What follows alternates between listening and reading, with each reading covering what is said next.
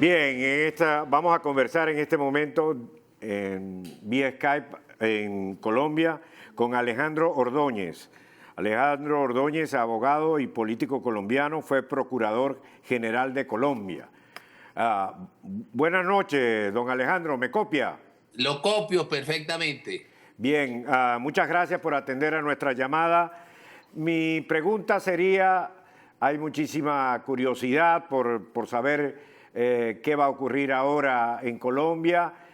¿Cuál es su percepción del próximo paso en Colombia? Sabemos que el presidente está planteando una reunión con Uribe y con Pastrana. ¿Qué nos puede decir? Con Uribe, con Pastrana y con el ex procurador. Mire, el acuerdo ha dejado de existir. El acuerdo es inejecutable. El acuerdo no existe. Las reglas de la democracia son inexorables. Era menester la refrendación. Y en la refrendación, el pueblo colombiano rechazó el acuerdo.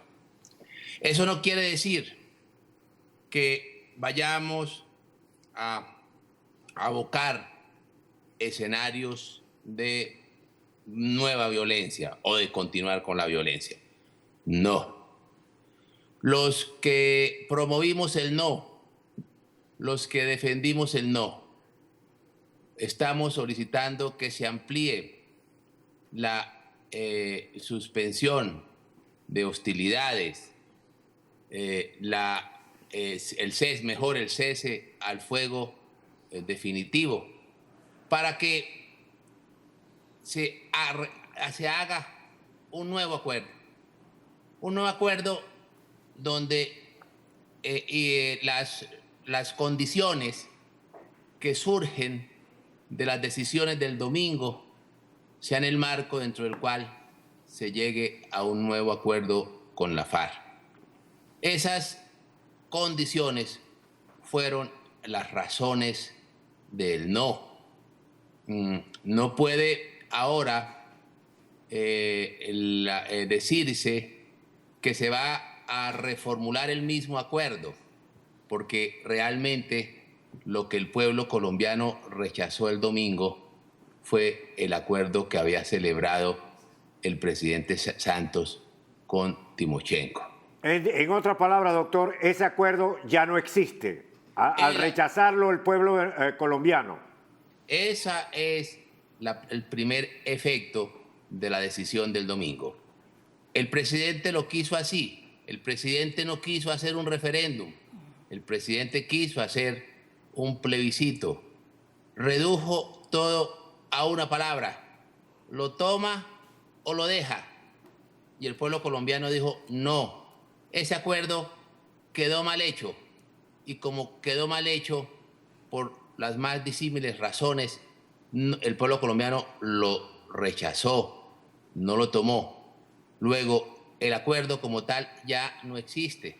Lo que existe es una voluntad de paz de los colombianos. Y el presidente debe leer y acatar y aceptar y admitir las consecuencias de los resultados del pasado domingo. Hay un mandato del pueblo colombiano, mandato que le está diciendo: rechazamos ese acuerdo, pero aquí hay unas condiciones. Nosotros queremos la paz, nosotros tenemos voluntad de concretar a la paz, nosotros queremos la concordia nacional, pero fundado en estas líneas, en estos mínimos, en estas condiciones, en estos inamovibles, en estas líneas rojas. Ex procurador María Fernanda Cabal del Centro Democrático habló esta tarde de puntos inadmisibles y el doctor Uribe pues ha sido bastante criticado por pedir la amnistía para quienes no han cometido crímenes atroces al mismo tiempo por ese desplome económico que ha sufrido Colombia. ¿Usted qué puede decir al respecto? Mire, allá hay puntos inadmisibles. Por esa razón, se suscitaron, se dieron los resultados del domingo pasado. ¿Qué puntos eran inadmisibles en el acuerdo Santos-Timochenko? Primero, la impunidad absoluta. Se pactó impunidad absoluta para los criminales de guerra, para los responsables de delitos de lesa humanidad, para los genocidas. Se reducía, bastaba con que se reconociese la responsabilidad en un crimen de guerra para que asegurara que no iba a tener un solo día de cárcel, ni la pena de reclusión, simplemente trabajo comunitario. Eso era inadmisible, eso lo rechazó el pueblo colombiano. ¿Qué más rechazó el pueblo colombiano? El pueblo colombiano rechazó que los criminales de guerra, que los responsables de delitos de lesa humanidad fueran a gobernar al país. El pueblo colombiano igualmente rechazó que se considerara el narcotráfico como delito político. Igualmente rechazó que se protegieran las fortunas la fortuna de la FARC para que después esta fuese utilizada en la acción política. El pueblo colombiano rechazó que se le reconociera control y dominio territorial. Bueno, y muchas otras cosas, pero igualmente razones jurídicas, razones políticas, razones morales. Las razones morales eran que se privilegiaba al victimario y se sacrificaba a la víctima, que terminaran entonces la violencia y el crimen como forma lícita de hacer política en Colombia. Y una razón que movilizó a millones de personas, yo creo que esa razón fue la determinante para el triunfo del no. Ahora, y es que se incluía, perdón, que esta es la más importante, la de más peso, que se incluía en los acuerdos los principios que garantizaban políticas públicas en contra de la familia y en contra de la niñez. De haber sido aprobado el acuerdo Santos-Timochenko, se elevaba a norma constitucional los principios de la ideología de género. Eso movilizó a millones de personas, movilizó a padres de familia indignados, porque ese mismo tema, un mes antes, había determinado movilizaciones multitudinarias. Millones de personas, de padres de familia, salimos a la calle y vimos que un mes después esos mismos principios estaban consignándose, elevándose a norma constitucional. Colombia, en un acto patriótico, en un acto histórico, en un acto de sensatez, le dijo: sí, queremos la paz, pero no así, no de esa manera. La paz no lo justifica todo.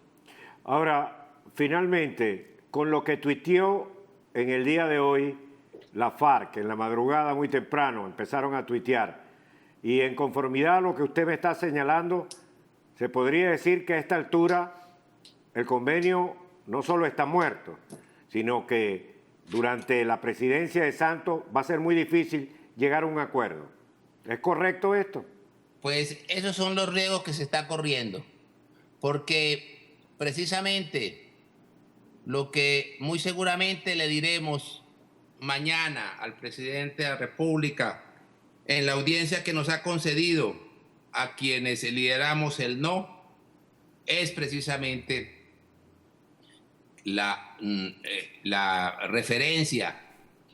Vamos a recalcar cómo el acuerdo por él firmado con Timochenko hoy no existe. Por tanto, no se puede ejecutar, no se puede darle los efectos que se le quieran dar. Y, desde luego, tenemos voluntad de paz, queremos seguir, la mesa puede continuar. Estamos de acuerdo en la solución negociada, pero hay unos mínimos. La sociedad debe señalar, o le señaló unos mínimos, que fueron las razones del no. La sociedad le está diciendo, lo primero que tiene que hacer el presidente antes de pensar renegociar con la FARC es negociar con la sociedad civil, porque esa fue una de las razones por la cual fue derrotado el plebiscito, porque el presidente no quiso primero negociar ni comprometer a la sociedad civil. Este fue un acuerdo de dos élites, la élite criminal de la FARC y la élite oligárquica que representa el señor presidente, y requerían entonces acudir al pueblo para avalar ese acuerdo de dos élites que excluyeron al pueblo colombiano. Muchísimas gracias por su opinión y por haber atendido a nuestra llamada. Muchísimas gracias, doctor. Muchas gracias a ustedes. 9:32, hacemos una breve pausa y haremos otro contacto con Colombia.